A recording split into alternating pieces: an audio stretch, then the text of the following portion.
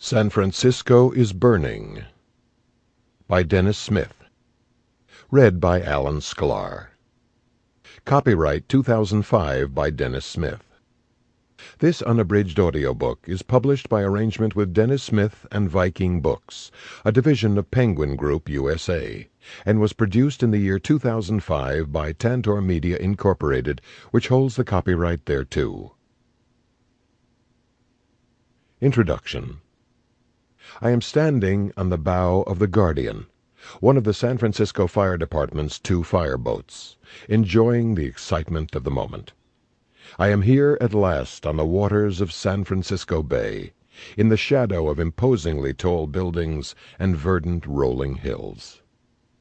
The story of San Francisco's great earthquake and fire of 1906 is one that inspired me some years ago when I read the first of what would be scores of books and hundreds of miscellaneous articles about the times. Even in the most cursory reading of those pieces, I could see that the firemen of San Francisco performed not only heroically, but also historically.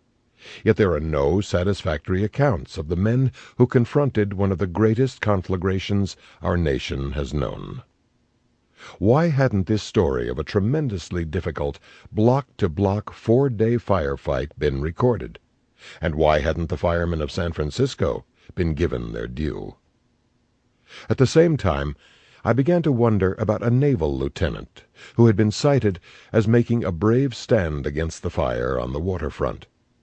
Why hadn't his photo been included in the montage of the more than 450 photos published in 1907 under the title Heroes of the Great Calamity?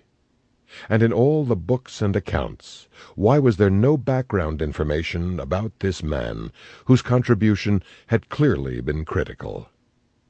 Instead, the stories told about 1906 have mostly centered on the corruption of the times, on rumors of wanton murder, on the pervasive lack of water, and on the terrible ruination.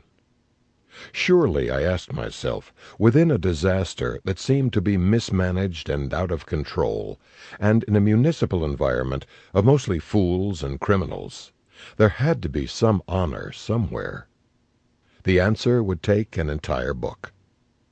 Every writer must ask why he should devote an enormous amount of time to a particular subject. What is it about that subject that is compelling enough to justify years, sometimes decades, of research and writing?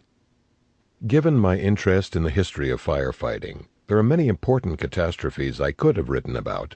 Fires that thwart. Sample complete. Ready to continue?